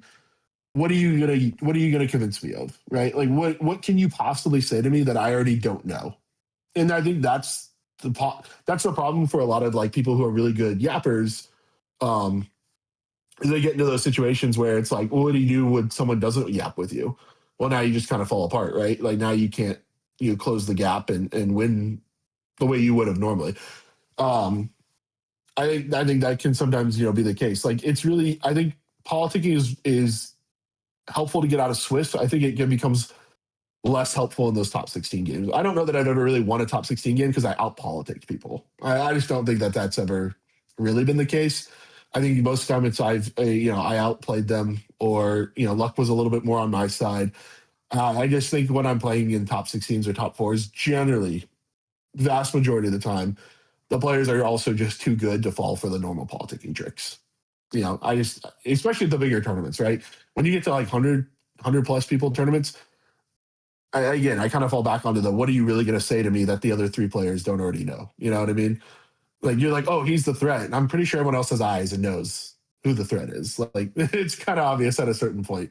So I still think I lean back towards that window theory. I think if you can really refine the understanding of where to win is, and also understand how to create those windows and where they exist within your game, you'll win a lot of games. Win a lot of games just because people aren't ready for you to win, or they don't expect you to have the win, or it's like have set up perfectly to where if one of you guys make a mistake, then I'm going to capitalize really quickly on that mistake and close this game really quickly. And I think that's where like a lot of my wins come from, is having a really keen understanding of where my windows are and being able to jam into them. Because I usually, if I'm putting a win on the stack, I think about 50% of the time it's pushing through. Like 60% of the time, I'm winning it right then and there in my career. I don't think, for the most part, I've not had my wins in tournament games, I should say. Practice, it's a little bit sketchier, but in tournament games, I feel like my wins go through a lot more often because of that. And usually I only get one, especially because TNT is so plotting. I usually only get one chance at it, so. I think this actually goes back to something that you had said a second ago, and once you were talking about like windows, it made me think about it. But Chase always gets on to me because I have I use silence effects like a crutch, because again, it's kind of like you said, I really do. Like anytime they print out What's a the silence other card effect, you use a crutch? Angel's What's Grace. the other It's the card you greatest use card as a ever. crutch? It doesn't matter. Angel's Grace is fantastic. But the high you get when you resolve an ad nause with an Angel's Grace is just as beautiful. But This fucking dude. Oh my gosh, you're not playing Angel's Grace. No, it's so bad. Thank you. Car's Thank you. goated. It's not. So good, but no, but I mean, it's fine. It's all good. It's a pet card. I tell Chase, it's like you said. It's like the last 5 cards don't matter, right? So Angel's Grace doesn't matter, but That matters. Okay, it matters. Just I mean, they they matter to some degree. I mean, come on, they gotta be at least playable. it's my talk roll. It's my talk roll. He's just the worst. He slams 3 Rhystic Studies down. He plays all the silence effects he can. He plays Angel's Grace. It's abysmal to play against. I won't lie. When I first started playing cEDH, I also ran Angel's Grace because I was like, "Oh, I'm gonna gotcha every Thoracle player under the sun," and like it comes up so rarely that it's like, oh, whatever. And then once I don't remember even who figured out the trick, but the whole, bounce your commander to hand and then go to discard and discard your commander creates a new round of priority in the end of turn phase or whatever, where silence effects are over and your Angel's Grace is over. I was like, yeah, sure. So then it's even stupider because now if I have access to my whole deck, Angel's Grace doesn't even stop me anymore. And we've had a guy win on the channel doing that. Yeah, well, Lily got into the top 16 at the Boil too, winning under an Angel's Grace because all she did was brain freeze the last player surviving out who had Angel's Graced her in time, no less. Brain freezed him out, took his blind obedience, and then blind obedience him to negative, and then went to pass turn, die at your end of turn phase, before it ever gets to the next turn. So dead before the game is over, and that's it's funny. But you'll catch a Thoracle player with it, which is most of the time the reason I'm using it now is because there's a lot of people that their win lines are like Fairy Mastermind loops at like instant speed or like even some of the Dargo Tymna stuff. So because I'm in blue and like this is something where I was going back to it, I'm trying to be a little bit better of not using the silence effects as a crutch and trying to win on top a little bit more. And so when somebody just basically says like, I'm going to Fairy Mastermind loop and just like make you draw your whole deck out and you're going to have your whole deck in your hand, I'm like, thank you, Angel's Grace. Okay, now I can't lose to an empty library, and then we're just going to like storm off and try our best. And so that's been something where I've liked it for that reason. But again, like it's sometimes again, even still, you're like, fuck, I didn't have enough mana. Sorry. Like, or they silenced you before they started their Fairy Mastermind loop like you're supposed to do. Yeah. Yep. but I don't know. I like the card, and it tilts Chase, and so it just makes me happy. I'm all good. That's the important part, right? That's exactly it. That's exactly it. But yeah. He tweaks Zer just to fuck with me. That's all it is. But shit. Well, yeah. Well, I actually ended up answering the thing that I was gonna say. It's like I like the fact that you mentioned that you are trying to push yourself to win more like under a sound like a Grand Abolisher or a voice or like some silence effect. I think that's cool because like it's got me motivated to try and do some of like the just testing different stuff. It makes you feel a little bit validated because like I've been doing that intentionally now, like in games. Like I had this idea in my head that Zer is value in the zone. Obviously, it's very slow value, like being able to just slam the Rhystic versus like having a way to turn and attack and yada yada yada. But I've noticed that obviously the rock paper scissors game of which most people say stacks, but it's like like the idea of like control can beat turbo, whereas like turbo typically beats mid-range beats control. Like this idea of like the rock paper scissors, I've enjoyed having the ability to like I've been testing it out just to see if it's even viable, but I keep the interaction to potentially stop a turbo player while having that like mid-range pivot in the zone. And just intentionally being like, I'm not even looking for like a Rhystic study right now. I'm looking for interaction and in an early Zer. And just keeping hands like that. Not saying like this is correct. Just saying, does this actually work? Like, is this going to be is this a good strategy? And sometimes you lose. Sometimes it pays off. And so I like that idea of just you're at a stage now where you're just literally testing and like trying different stuff like that. And so it feels validating to be like, okay, you're like, I don't know, if someone's out there and they're thinking about that stuff and somebody's telling you you're wrong, it's like, no, I think that's actually a really good idea. So. Yeah. I think it's a trap, right? To ever like fall into like, oh, this play pattern works in all situations all the time. And, like we have a guy on the team who a lot of people joke can only win under silence effect as well. And so, we've joked about challenging him to not win under his silence effects and just to jam and see, how he does. Going, just doing it, right? Just, hey, send it and see where you're at. And I think, you know, for me, I'm the opposite, right? Like because I feel pretty confident that most of the time when I pick my window, I can do okay. That I'm just like, fuck the silence effect. Like I don't need to waste mana on a silence or a Grand Sure, I can win without it. And that's definitely bit my butt more than a couple of times where it's like, maybe I should have just led with the Grand Sure. It would have been much safer. Whatever, it happens. But like, I don't know. It's 2 white mana. I don't got white mana. I got green. I got lots of green. It goes Dosen instead. I've joked about it. We got the new one, right? The new red one that just dropped today. If you're like on Roggrass, who needs Dosen now? Dude, that card's fucking squelching. That card it's is hexing, nutty. Hexing something. Squelcher, right? Hexing Squelcher. Yeah, that's fucking crazy. Yeah, something like that. Not only were they like, yeah, it can't be countered. Also, none of your shit can be countered, but it has ward. Just because why not? And also, let's give your other shit. Like this card's busted. Dude. It's 2 mana. It's like what, one in red. I know what I'm gonna play it in. Flubs. I'm gonna play it in Flubs. That's what it sucks too. Green, we get Prowling Serpopod, like the worst version of that card, like way worse version. I'm like, what the heck, man? Where's my can't be countered crap? Because that card's great because you can also just play it. Like it's not even a win condition in the same way Grand Sure is. Because like if it gets copied, like it's kind of problematic, but it's not as problematic as like, oh hey, Grand Sure, I'm copying Grand Sure. You're like, whoa. Let's chat about that before we copy that. Like it's an interesting card. I don't know. It's like I wonder if removal comes back. That's not good for me if removal comes back. No, I think that that's one of the issues with running like less colors is you have like less of the shell, I guess. So yeah, I think that removal's the shit. But I do think it's so funny that I don't know. It's like I feel like they looked at the Spider-Man set and they saw that nobody was playing Spider-Punk because they were like, oh, this card just like it protects everybody. It's like if you get blown out, then like if somebody silences you while this thing's on the stack, then they just go to their turn and they're good. And so, or if you don't get there, you just protect the next person's win. And so they looked at that and they were like, how do we make this better? Like this is what the CEDH players want. They want a better Spider-Punk. Yeah, I'm convinced there's a Rockside designer that works at Wizards who's like tired of their shit getting countered. So they like printed Spider-Punk. And like he designed Spider-Punk, was running in his own test games, realized it wasn't quite good enough, went back to the drawing board. He's like, all right, you know what? This can't be counted and my stuff can't be counted, but it's just my stuff. I'm done. Rockside will be good again, I swear. It literally feels like Rockside 2026. It's like the people that make those, like, like when you make your own, like you'll hear people be like, I'm brewing this, like I made my own commander. Like I went on some deviant art website or whatever and I made a commander.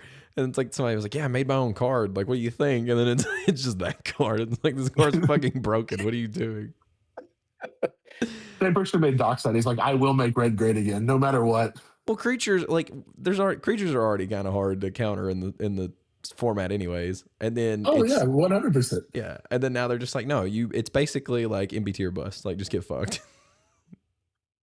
Yeah, well, that's why I've been going up on the silence effects in my deck. That's why I rolled out Calamity's Wake, and I've been getting people with that card left and right. Now I'm like, okay, do I look at abeyance now? Like, are we down that bad? Like, is that where this format is at?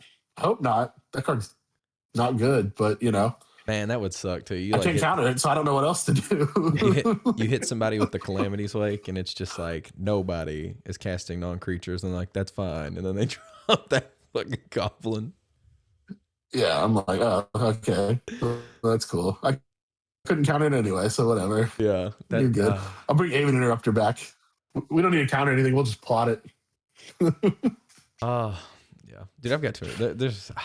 I just love this game. It's so fun. But I am curious. So the 3 little fun questions I always like to ask people. But my favorite one, or like, there's 3. I do them in like specific order, but like I have a favorite one, and it's always the last one. But what is your favorite commander? In cEDH or in like all time, or just like casual? Just like in general. What are we? Just in general. In general. And you can do one for both if you have one. Man, that's tough. Yeah, so I think for cEDH it was Niv Mizzet. That deck was so much fun that I miss that deck sometimes. But like it's not even that I could run it now because like I had dumb play patterns of like Displacer Kit and Dockside with Niv Visit, where it's like I cast a spell and I make tons of treasures, and then I cast another spell, or then I draw a card, make a bunch of treasures, and it was dumb. It was just a dumb deck. I really miss that deck sometimes. It was probably the most fun I've ever had playing CDH. Plus, I don't know why. There is a lot of really sick satisfaction out of watching the face of people when you counter their spell for like the 5th time in the same game, and they're like, "Really? Again?" And you're like, "This is a control deck. I don't know what you want from me. I run 35 counter spells. Like, I'm sorry." I mean, literally, I don't think I've ever seen my friends get more mad at me than when I was playing that deck. Especially like we had a local league going, and people were just.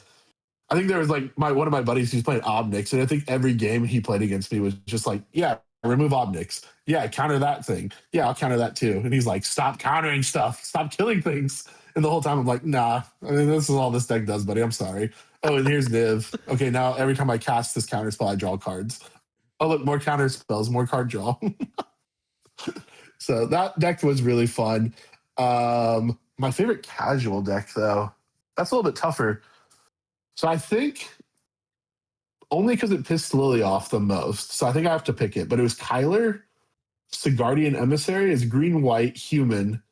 And then it's like for each human you cast, he gets like a 1/1 counter on him. And then all you humans get +1/+1 for each 1/1 counter on him. So my deck was literally humans, removal, and all the cards that make your cards indestructible. So like literally all of them. So she'd be like, "Okay, I'm gonna remove Kyler now," and I'm gonna be like, "No, here's Flare." The not Flare. It was what's the free one, the free white one. I can't remember what it's called. I know what you're talking Like about. Dauntless Courage or something like that. Yeah, it was like give all your stuff indestructible. Like no, and then I was like Heroic Intervention, and I just remember one time she's like, "I'm gonna divorce you if you play that deck against me one more time." She hated it. She hated it because it was just like it should die so much, and it just never does. And then Farewell got printed, and then she gleefully cast that card against me on multiple occasions. And she's like, "Get indestructible now. Fuck you." Hell yeah. So those are probably my favorite ones of all time. Those were pretty fun. I have a buddy that plays a Kyler deck, and it's just a pain in the ass, dude. It's like it's the snowball. It's a cool dude. deck. It just Yeah. So I've noticed that I have a trend of snowball decks. I seem to like them across all formats. So if there was if you could only build, and this isn't like a color combination, it's just one of the 5 colors, but like if you could only build around one of the colors for like the rest of the time that you play, and now obviously like that means that you can play multiple colors, but you can never play a deck that doesn't have it. So like if you played white, you're never going to get to play Grixis again. Like if you pick white, you can never play Grixis. It has to include that color. What color would you build around? green. I think I like that one the best. I think it's got to be green. It's pretty. So it's funny, right? Because I started off not playing green in like any of my decks because it was like Toxrill to Marnius to Niv to Najila, but Najila barely runs green, so that's kind of a funny pick. But I think green. I've fallen in love with green. Like even if you took Cradle away from me, I'd probably still pick green. It's just got a lot of cool cards, and it keeps getting cooler cards. I think there's also someone who really loves green. I think there's a Rogside pilot that really hates somebody, and then there's probably like a Kinnan player who's like, "I hate that Rogside pilot who keeps printing crap." I think they're battling each other for who prints what. It could be a Rogdats pilot, actually, now I think about it. There's some really nutty cards that have come out for both those decks. Just like absolutely a brand new Glen Elendra. They're just like, we're just gonna get all the good shit. Actually, the green kind of surprises me because like almost every other deck you mentioned just then, it's all blue. I know. I was just thinking that. I was like, maybe it should be blue. I don't know. But then I like Voja. I was thinking, but then if I pick blue, I can't ever run Voja again, and that's kind of sad because I love that deck too. And I will. I'm trying to retinker with it because I really want to take it to a small event. Like if the critical EDH guys just did like the Fringe Fest thing. If there was ever like a Fringe Fest near me, because I don't know that I'd ever travel for something like that. But if there was a Fringe Fest near me, I'd definitely take Voja. Like 1000%. That'd be sick. And one day I might be brave enough to actually take it to a real event. But right now I'm too chicken shit for that. Hell yeah. And then this one's obviously like I love asking this because I just love seeing like the different responses that people give. But if you had to ban 2 cards currently that are in the format and unban 2 cards that are currently in the format, what would they be? Unban. Oh man. All right. Well, banning is easy. Fuck OBM. Get that shit out of here. I hate OBM with a passion of 1,000 burning suns. If I'm ever on the committee, be warned. OBM's the first card on my chopping block. Um, I hate that card. I hate it too because the amount of games where someone grabs something, they like, I'm going to tutor, and all they did was grab a clone of Bowmaster. And I'm like, brother, you're not even a creature deck. Why do you care? Like, what are we doing? You could have just won. Instead, they're like, no, let's just pass around the Bowmasters all game long. I don't think it's. I was hoping the clone meta was dead after Dockside, and now it's back and it's worse than ever. It feels like it's all, I just want Bowmaster 1,000 times over. I hate Bowmasters. I hate that I play Bowmasters. I hate myself.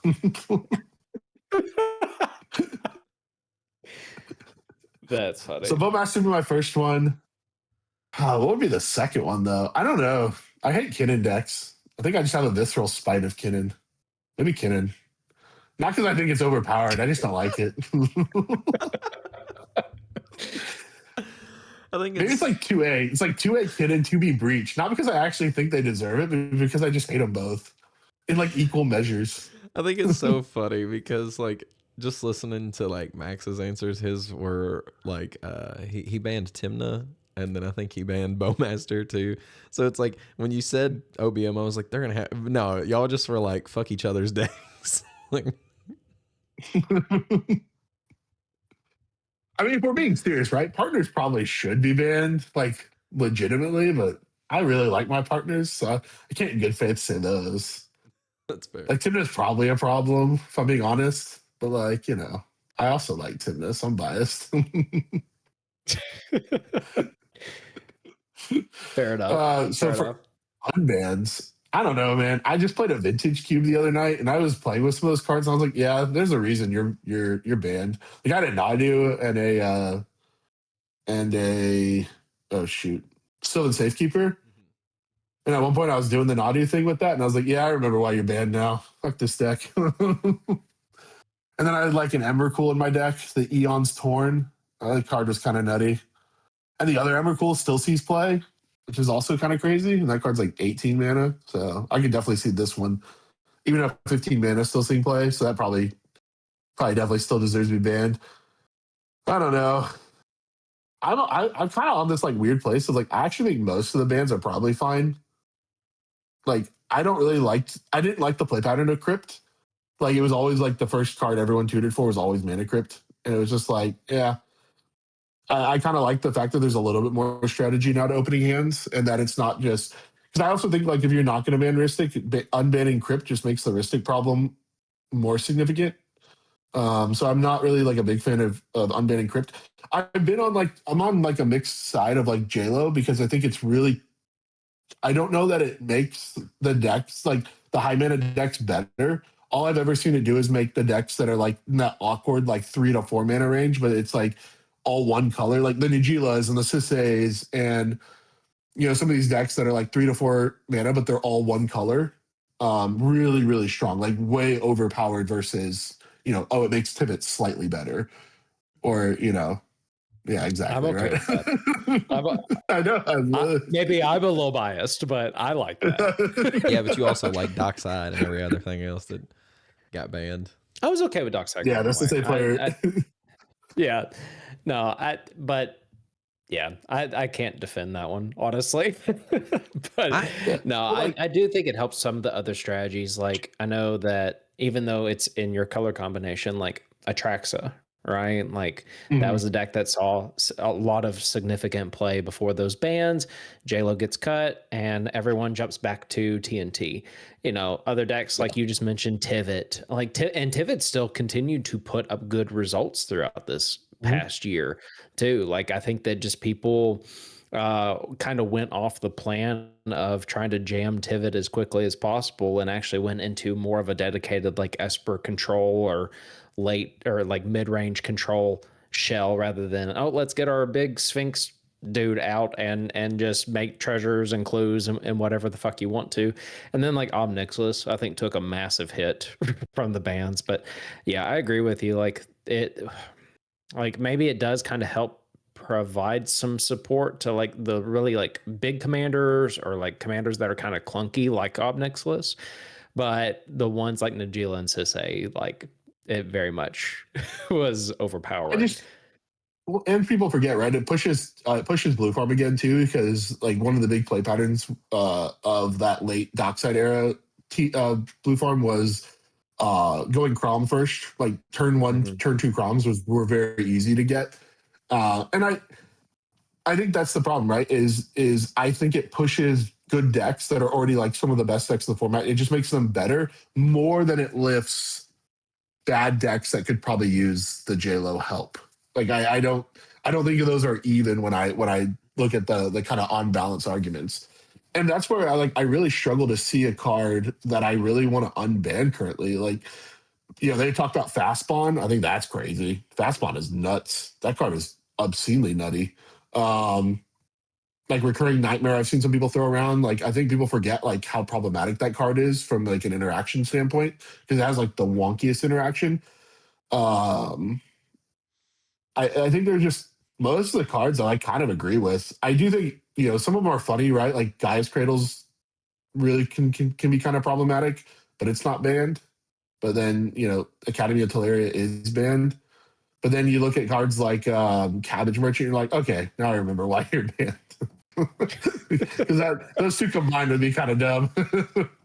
Yeah. I don't know. I can't. There's not a card. When I was looking through this at one point, because someone asked me like, "Oh, well, if you could unban any card, what would it be?" And I'm sitting there like, "Brother, maybe JLo." And I don't know. Beyond that, I'm like, the other stuff that you could unban would not see cEDH play. That's the other problem, right? Like, I think we were all super excited when Gifts Ungiven got unbanned, but it doesn't even see play anymore. Like, people realize like 4 mana is still really, really hard to get away with, especially decks like Blue Form where mana pinching can be kind of the issue of that deck. I don't know. I'd have to look at the ban list again. I think you could probably do like Leovold. Yeah, because I don't think like his ability is like overly crazy anymore compared to where we were, and it would be kind of an interesting, maybe an interesting foil for the format right now, where like we are really Rhystic heavy.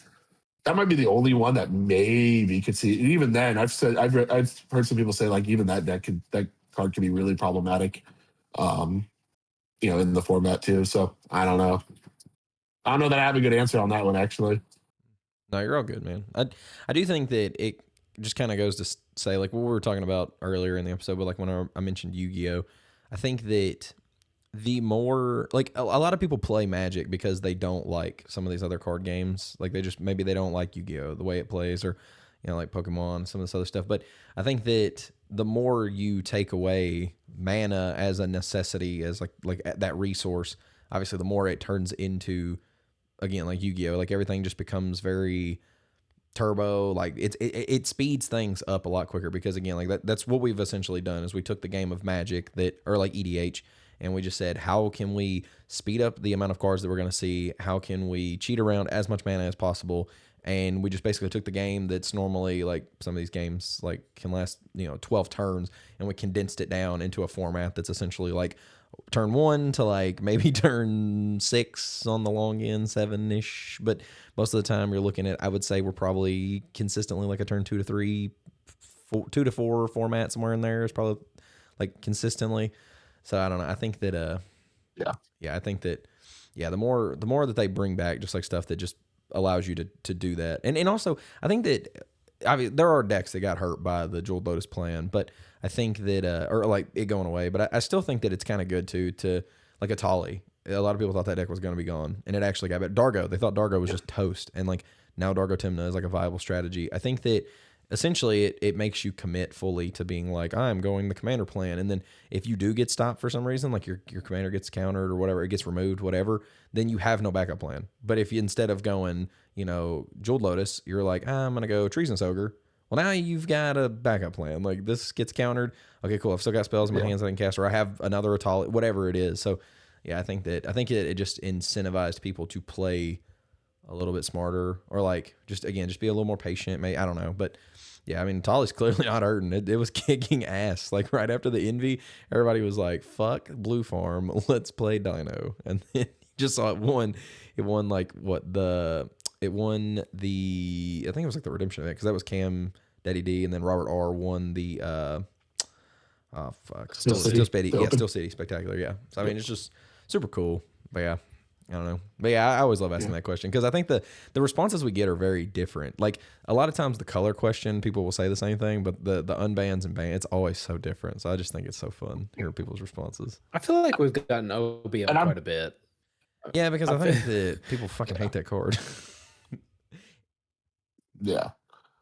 I'm probably one of the few people too that's probably like, I'm mostly okay with the bans or the ban list as it is. Like most of these cards, I feel like, because I was like looking at it while you guys were talking, I was like, honestly, like I'm even looking at this now and I'm still like, you have to give me a really strong argument as to why you don't think this card is unbalanced as like I've seen some people like argue Golos, right? But Golos would just be a tyrant in our format right now. You literally combine all the good of Rogsai with 5 color, plus you can do like the TNT thing. Like that deck would be kind of nutty. Maybe Prime Time, like Prime Time's not that good. I don't think would be crazy in cEDH. I don't know. But then I think about like some of the combos and I'm like, maybe. Could unban Profit and Crew Fix, I wouldn't be sad. I don't think it should be. Oh yeah. Well, brother Chase, you got any other questions or anything that you can think of last second or anything? No, man, I don't have anything. I just appreciate you coming on here and talking with us tonight on just like different ways of approaching, like, you know, not just the game in general, but like helping people like push past their sticking points and trying to, you know, break out the plateaus and whatnot. So yeah, I just appreciate you coming on here. Is there anything that you would like to like talk about or discuss before or mention before we kind of wrap things up for tonight? Yeah, I mean, I'll just obviously just want you guys to tune into Drake Academy. Like I said, we hopefully by the time this episode comes out, we should have shot and released our first episode. But if we haven't by then, definitely keep a watch out for that.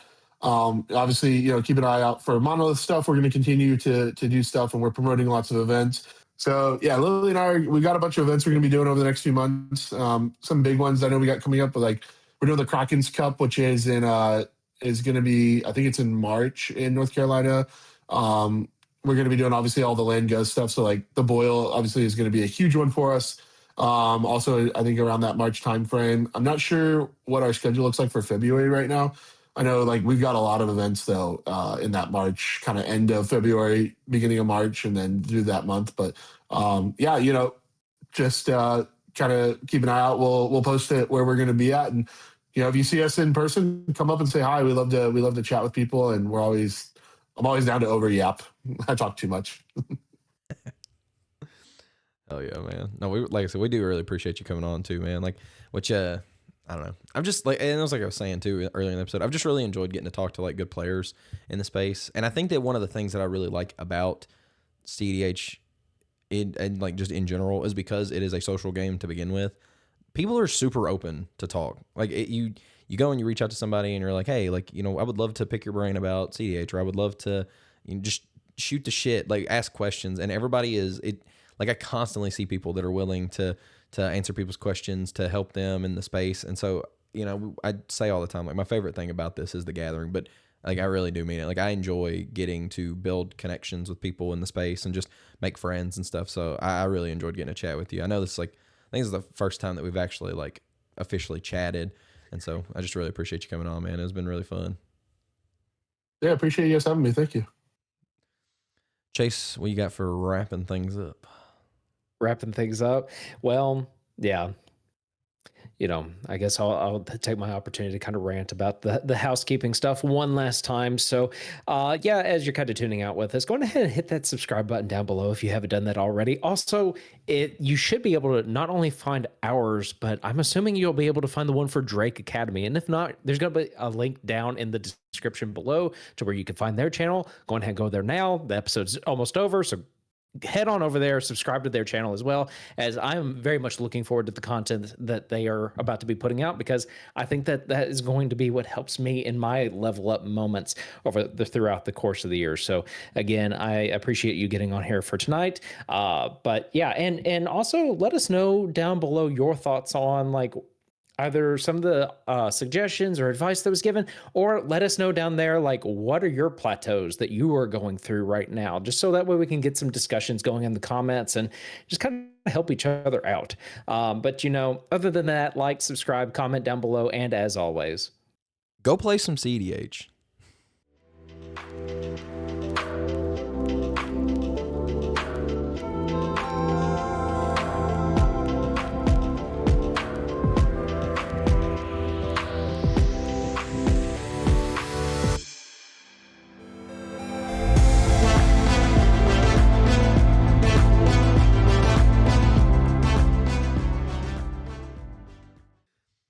Hell yeah. you sounded like very robotic as soon as you said, you're like, go play some cEDH.